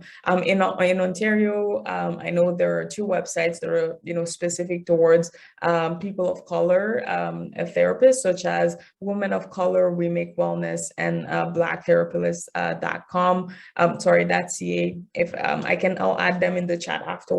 And then those are first people of color therapists, counselors, social workers that work here in Ontario and in Canada that are providing those type of support as well. So racialized community to provide those supports do exist. Just yes, it's not as extensive as the non-BIPOC professionals, but they do exist. Yeah, and just to say again, thank you for your courage to come forward and talk about your experience. And I could tell you, like, the stigma is real. It's so challenging, and I think for me that was one of the most difficult aspects of going through treatment and getting the care that I needed. And I remember when I was actually prescribed my first anti-anxiety medication, I remember being like, I'm not going to take this. I don't want anybody knowing that I'm taking this. And I think a lot of the concerns, and even when I shared this with my spouse, that he's just like, I'm not going to judge you for taking something for your mental health. He's like, I take vitamins to help my body. Or, if someone had broken their leg or had a heart disease, they would take medications to make sure that they're safe and that they're protecting their heart. Your brain is no different than any other body part that you may have, or any other ailment that may occur. So, if you break your leg, you wear crutches. No one's going to say that, those crutches look bad on you or you shouldn't have that. It's the same with your brain. If your brain is struggling or your brain needs support, taking medication shouldn't be looked at as something that's a downside. It's just another treatment to help you along the way, just as if you had a heart condition or cancer treatment. It's just, I think, the way that we frame it that makes it so difficult, and it's that stigma. But I think helping how I reframed it really helped me with my own stigma in terms of the treatment that I needed.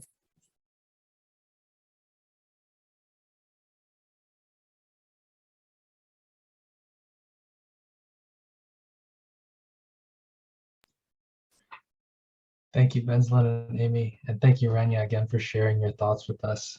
I'll move on to the next comment, which was shared to us by Motown, who says, actually talk to the children. I think this is circling back to our initial question about how parents can find support when their children are dealing with things like anxiety and depression. And so Motown writes, actually talk to children like they're human beings rather than underlings or servants. Give the benefit of the doubt about their competence, and think that their faltering performance means something subjectively major is crippling them. Parents too often act like work supervisors and treat kids like workers that should be, quote unquote, fired. I'll speak a little bit about a personal experience I had growing up. My parents were quite strict and rigid in the way that they interacted with me. And I remember being so frustrated as a kid that I had an outburst, and I looked at my mother and said, Mom, you need to treat me like I'm your kid and not a project. This isn't a project that you have to manage where I meet deadlines. It's like, treat me like a person. And so I'll pass it off to the speakers and see if you guys have opinions that you'd like to share with us.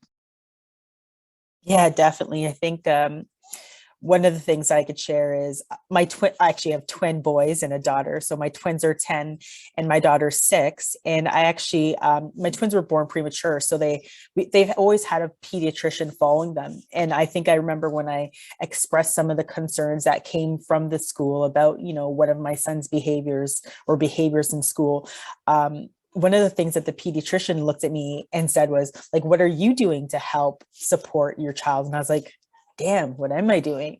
And I realized that some of my own behaviors were making his behaviors more challenging. And I think that was maybe some of my own West Indian upbringing in terms of, not having as many open conversations. And I really had to flip the switch in terms of how I was parenting my child. And we do have a lot of conversations. So when my child comes in, I'm like, how was your day? And it doesn't end there. It's like, so what did you do? Who did you play with? Tell me a little bit more. And I get them talking. So we really actually have dialogues around our kitchen table about how their day went, what things frustrated them.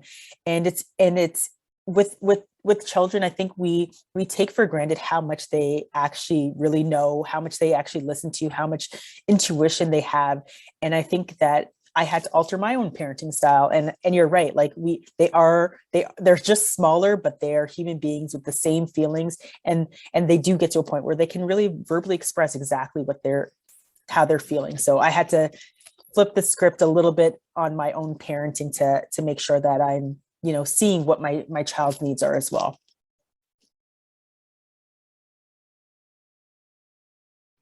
Thank you very much, Amy. Much appreciated. Matilda says here, do the speakers ever deal with parents who feel that their kids use their depression as an excuse, and how do you tackle it? I think you're alluding to that a bit there, Amy. I'm going to do the same thing and be vulnerable, just like Peter did a moment ago. And, I remember when I was younger, yes, I'm old. It happens to everyone. So, it's whatever. My father, my dad, he was a active non-resident parent. So if you understand the lingo, he was active non-resident. So he came to visit me one afternoon. I was, young kid, and I was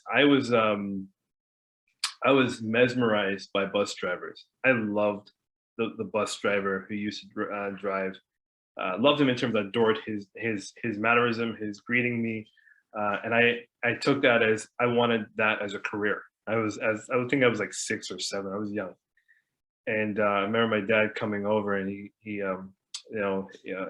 my parents are from Barbados, so any Caribbean parents, how that goes sometimes. He asked me, well, Warren, what do you want to be when you grow up? I was like, I want to be a bus driver, and I was excited. And he's like, no, you're going to be a doctor or a lawyer. I looked at him, I was like, okay, I'm going to be a doctor or a lawyer, right? And for years, since that moment, I never said anything to him. I never said anything to anyone, but it bothered me. Every time I saw a bus driver, I used to jump. I believe it or not, it triggered me. Until last year's summer, he visited, Canada, and we were driving in Toronto, and we were beside a bus, and we were up high in an SUV, and I looked at him. I said, "Do you remember the time you told me that I couldn't be a bus driver? You wanted me to be a doctor or a lawyer?" And I said, "I guess your dream came true, didn't it?" And he's like, "Warren, I never told you that." And I was like, "Look at that! Look at that!" It's like when I see your comment here, Matilda, or a question, it reminds me of the pressures sometimes that I face as a kid, and then this excuse sometimes that my parent did. And I think sometimes it's the pressures that parents receive. I don't blame my dad for anything. I think a lot of African descent parents, particularly those who immigrated from the Caribbean to this white settler nation state, there's a pressure on them already to achieve a certain type of success, and there's that pressure also trickles down to their kids that they want them to achieve that success. You got to be a doctor. You got to be a lawyer. You got to work hard. Go to school and learn. And then the question remains, like, what am I going to school and learn? I don't understand. The teachers hate me there. So I think it's twofold. I think you're right. I think that's something to definitely explore is, how does this turn into an excuse? And I'm using it more broadly in my example, but most importantly, how do we acknowledge that? And I think looking inwards as parents, I really appreciate what Amy mentioned, looking inwards and understanding, where can I be better, right? And, thinking back in moments of, how you felt in situations. That's what I do with my daughter, and it's been working, not perfect, but being vulnerable with your kids, especially when they get a certain age, and trying to create dialogue. And I think that works. So I wanted to pass that to the presenters, and please, thank you.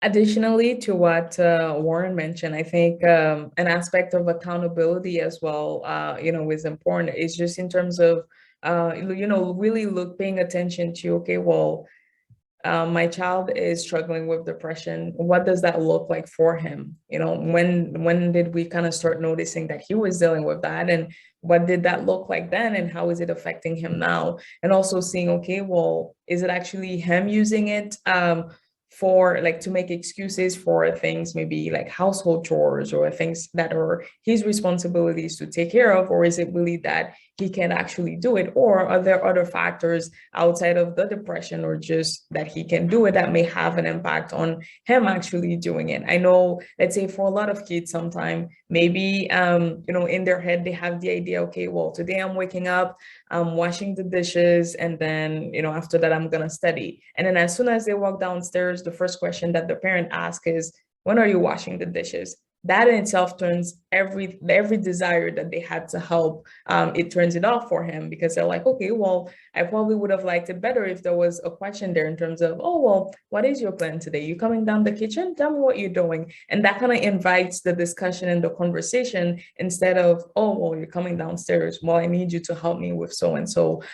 So just in terms of if there are responsibilities in the household, it's kind of talking to the kid about, okay, well, this is why these are important. Those are life skills that I want you to learn, so that, let's say, when you grow up and mommy's not here, that you're able to do those things on your own. So in what way can I help you integrate that during your day, so that, you can grow up to be a big boy and being able to do those things yourself? It's also the perspective, like a shift in a perspective in terms of how we bring up those topics, so that it doesn't necessarily, those things are not necessarily seen as like or chore, like I have to wash the dishes. More like, well, I get to wash the dishes. Mommy lets me wash the dishes because she believes in my ability to take care of myself and look after myself and clean up after myself. Yeah, for me, I just ask a lot of questions. My kids don't find me irritating at this point, so that's a good sign. But I just ask a lot of questions, and I just, especially with my boys, when they're like, "Oh, we don't feel like doing this," or "We don't feel like doing that," I'm like, "Tell me more about it. Why don't you feel like doing it?" And if they're like, "I'm tired," I'm like, "Well, tell me why you're tired." And I just keep asking, and eventually I'll get down to, my stomach is actually hurting, or I'll get down to the root of like why they might not want to do what I might be asking them to do, or whatever the case may be. And again, like Warren, thank you for telling your story. And I can kind of tell you, for example, my son right now, he wants to own a pizza shop because he wants to play this game. I don't know if you guys have heard of it. It's like Five Nights at Freddy's. I looked at it, I'm like, this is too violent. But he keeps on saying, oh, I just want to be a pizza shop owner. And all I do is I just ask him more questions like, why do you want to be a pizza shop owner? How are you going to do that? What's your plan to get this started? And it just continues just bringing the conversation. And I think sometimes that's all they want. They want just to talk it out and to figure out what their ideas may be. And I think it just helps with, developing critical thinking as well. So I'm just an annoying parent that asks a lot of questions.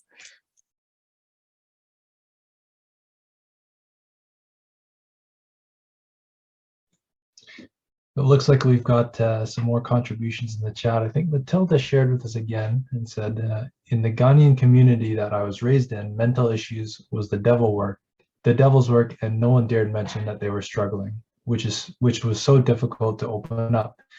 Even now, it's very difficult for clients that I work with in the legal field to mention this.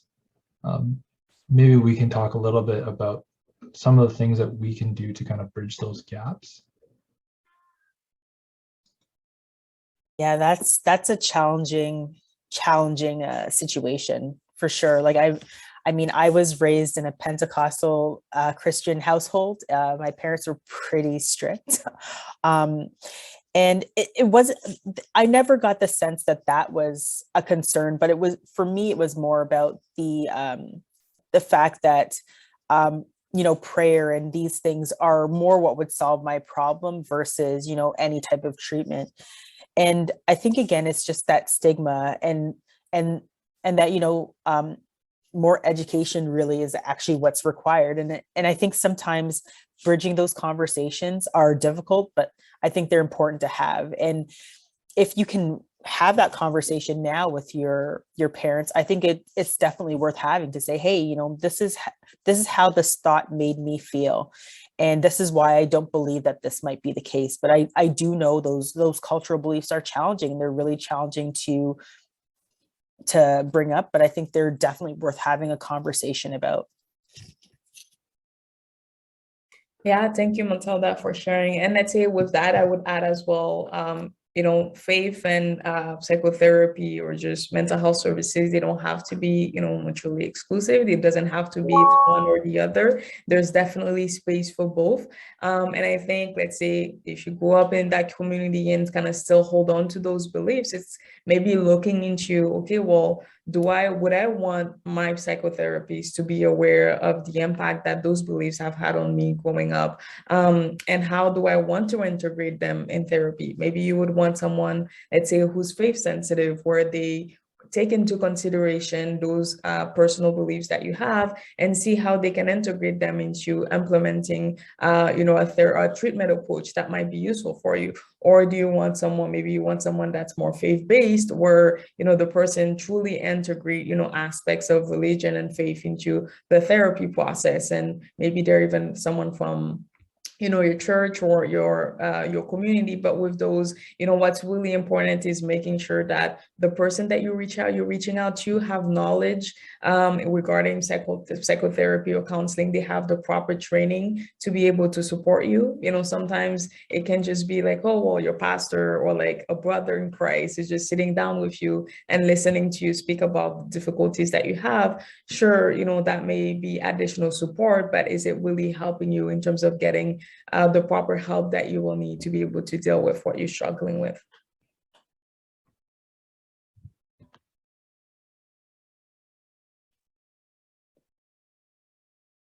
I'll move on to the next question we have in the chat.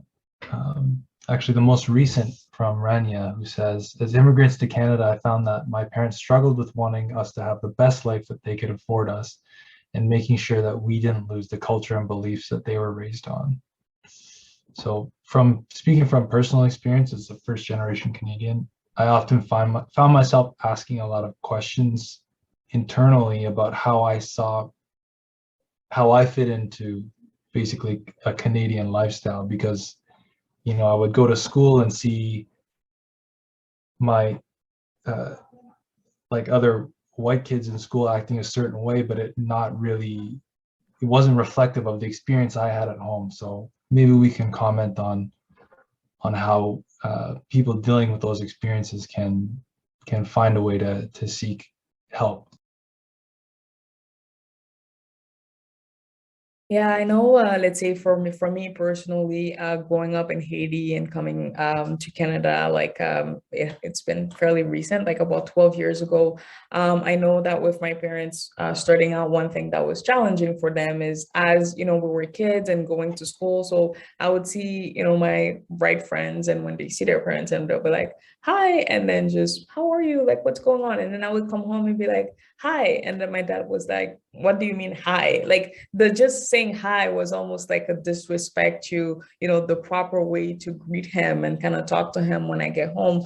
So, over time, I think what helped us as a family, just sitting down and really, discussing, okay, well, this is why dad is saying, okay, well, he doesn't necessarily like hi. And then me, I'm just like, well, I'm just saying hi. Like, I'm just greeting you and saying, how are you? Like, it's not. And I think at times it can be, parents, sometimes they see it as a disrespect to, their values or to the culture. And sometimes I think, maybe even at times when they don't recognize it, it's also the pressure in regards to how members of the community are gonna think of them, that now, they're this environment in Canada and the culture is different, and they don't want it to people to think that, oh, well, now you're in Canada and this is how you act. We act like white like the white kids or like, you know, like white people. And then we've kind of forgotten about everything that we're taught in our community. So it's really that desire to not necessarily let go of the cultural values or the things that are important to us, but also, you know, being aware that, okay, well, we're in a different environment. So how can we merge the two? Because the reality is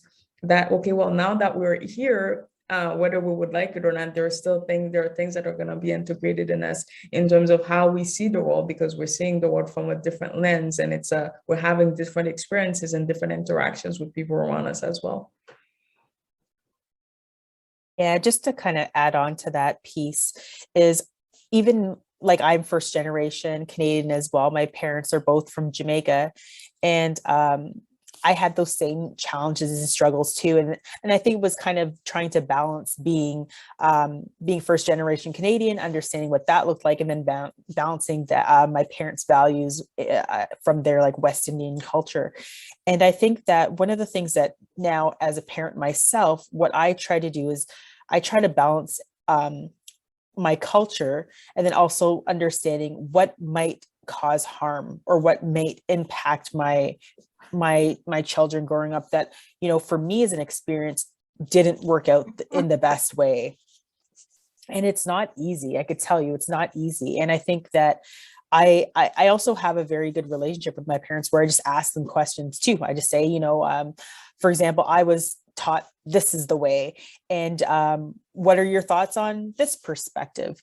And I think that when it comes to something like mental health, I think that having those open conversations with my parents now are very, very different. Because I remember when I had disclosed to my mom that I had anxiety, that one of the things that she said to me is, I saw that there was something, I just didn't know how to help.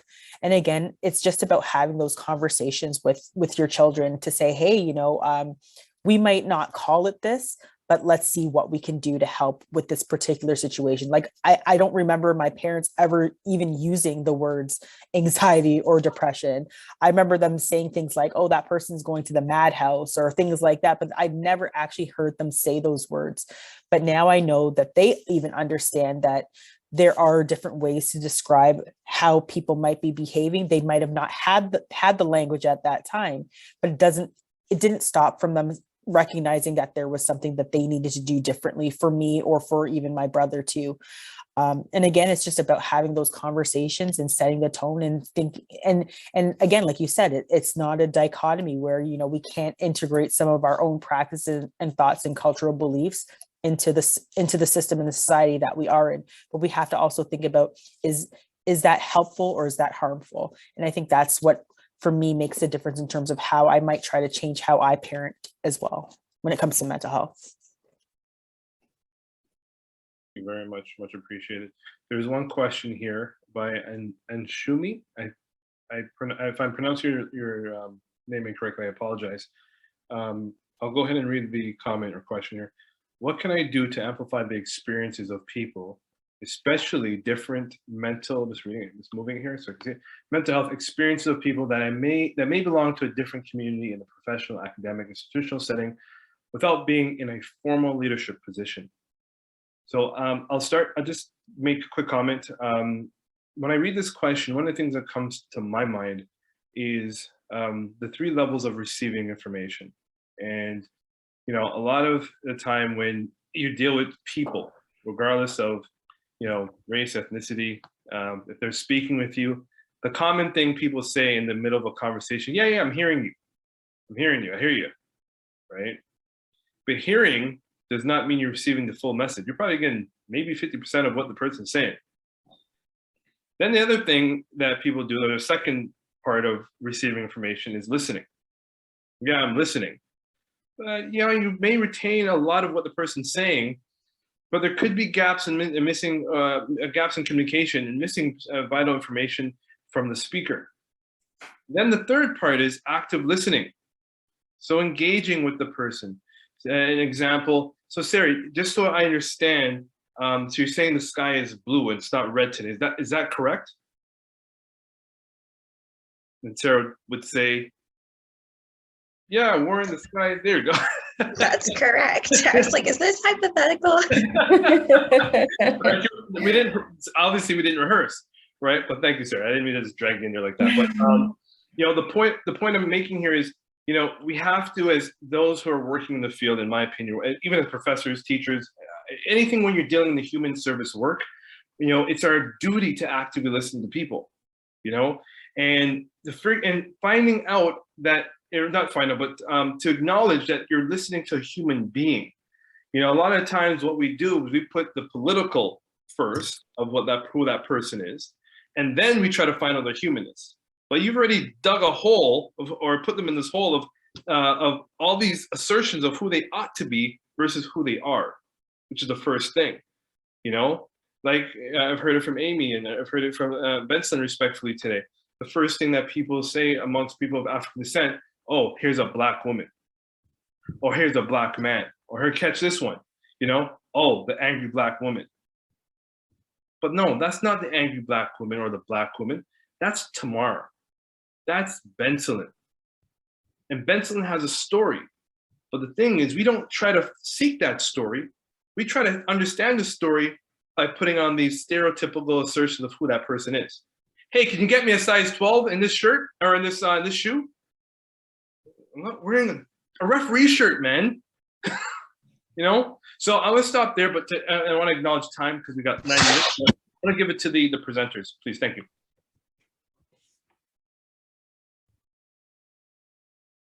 Oh yeah, so let's say with what I would add to what Warren says, it's in regards to amplifying the experiences of people dealing with different mental health challenges. Again, really bringing it back to the listening and being aware of what are some of the support that they need. And I think when you're not in a leadership position, at times you can feel limited in terms of how much support that you can actually provide. But it's also looking into, okay, well, what does the organization itself it provides as a whole? Is there like an office where they prioritize mental health in the workplace, for example? That would be able to be an additional support for that person as well. And also asking the person what it is that they need, like in what way can the workplace in itself could be more sustainable in order to hold space for like those type of issues. Yeah, just to kind of add on is, essentially what you're asking is like, how do I advocate or how do I, position myself as an ally? And again, it's really about asking questions and then also just, finding that position in which you can be an ally. And I think a lot of, particularly in healthcare, we do have this very cookie cutter approach to how we approach, mental health. Like everyone should be treated X, Y, and Z, but that may not account for an Indigenous person's experience. That may not account for a specific racialized person's experience. Like we're not all these monolithic groups where we can just, place people in buckets and that's how we treat people. We actually have to ask what is their experience? What is their culture experience? What is their preferences? And then advocate and stand in alignment with some of these different groups to kind of advocate for better care, better cultural care, better appropriate care for for example, racialized people like ourselves, Indigenous people as well. I think, again, yeah, it's about advocacy and allyship and asking questions in terms of how do they see and perceive the care that they want to have in terms of mental health.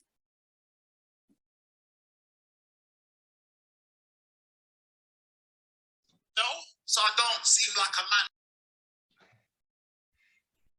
Thank you so much, Benslin and Amy, for those final remarks. And I'll take the opportunity to thank you both for sharing everything that you have with us today. So,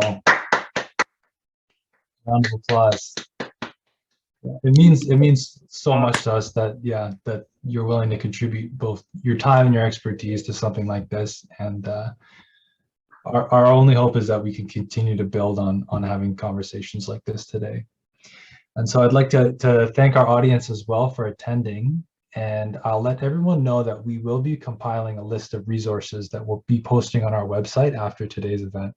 So some of those resources will include contact information for the professionals that we've invited, as well as helpful links to other websites that may provide more information that you can get after today's event.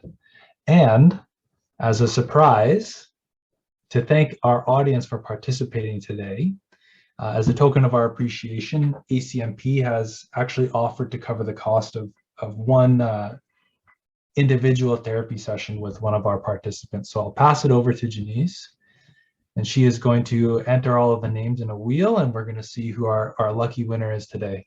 I just want to let you know that I'm raising the roof like I'm in 1990, okay? So there you go. Janice, take it away.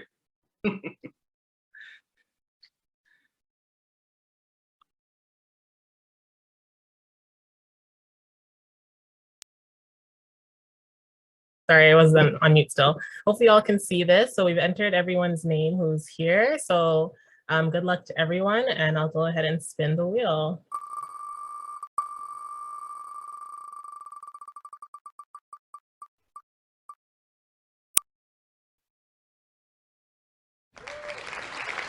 Okay, so we have a winner, Kassan Neufeld, if you're still here with us.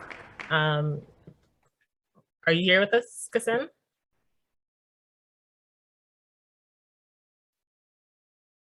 You can type in the chat, or you can respond by unmuting yourself. Kassan, are you here with us still? Let's see. What we can do is we can email him or her or them and just let them know they won. Or is that them, A. Smith? I don't know if they changed your name, but yeah, just an idea. Do we have one or two gifts? One or two. Yeah. Okay. Peter, is it just one that we're doing, or are we doing a second one? Yes, we can do two. We can do two. So, did Kassan respond, or are we doing? No, we can spin the wheel again. I don't see Kassan in the chat, so bear with us. We'll spin the wheel one more time. Thank you.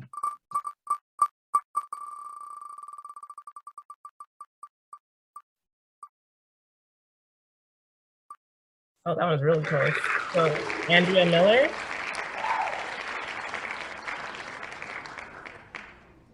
Is Andrea here?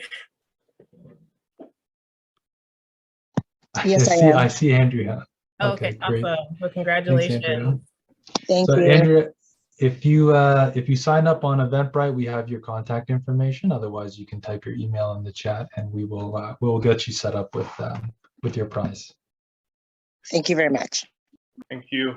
Enjoy. Take care of your needs.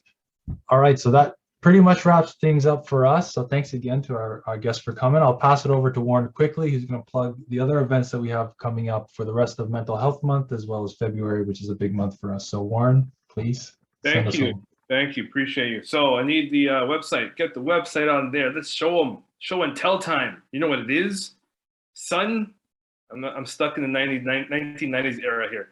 Booyah! You know? Flavor in your ear. All right, I'm listening to a lot of Craig Mack, all right?